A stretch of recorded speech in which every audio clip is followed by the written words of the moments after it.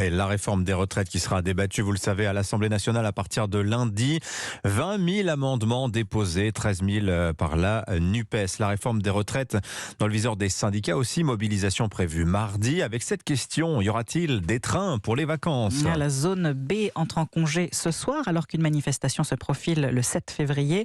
À la SNCF, la mobilisation de mardi devrait être très suivie. CGT Cheminots et Sudrail espèrent même prolonger la grève le lendemain. Oui, la SNCF qui recherche désespérément des conducteurs de train, notamment dans la région des Hauts-de-France. Le manque de bras a déjà entraîné la suppression de 90 liaisons sur l'ensemble du réseau TER, une vraie galère pour les usagers. La SNCF a donc lancé hier un job dating avec plusieurs candidats, mais trouver le bon profil, c'est un peu chercher une aiguille dans une botte de foin. Des centaines de CV pour une candidature sérieuse, une seule.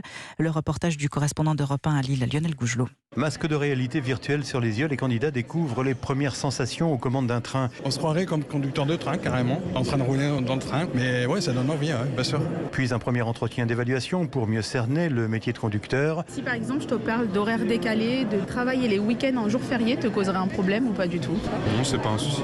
Aucun problème non plus pour Nicolas et David en reconversion professionnelle. Je conduis un 44 tonnes, donc ouais, ça me plaît, parce que c'est encore plus grand, donc c'est bien. Forcément, ça fait envie. Je pense qu'au niveau rapport vie pro et vie personnelle, on doit être bien, quoi. Pour la SNCF en Hauts-de-France, il y a urgence à recruter 110 conducteurs pour assurer un service normal sur le réseau TER et calmer la colère des usagers excédés par les annulations de train.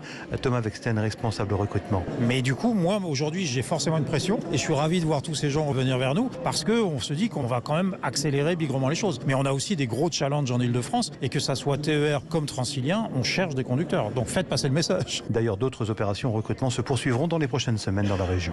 Lionel Gougelot, correspondant d'Europe 1 dans le Nord.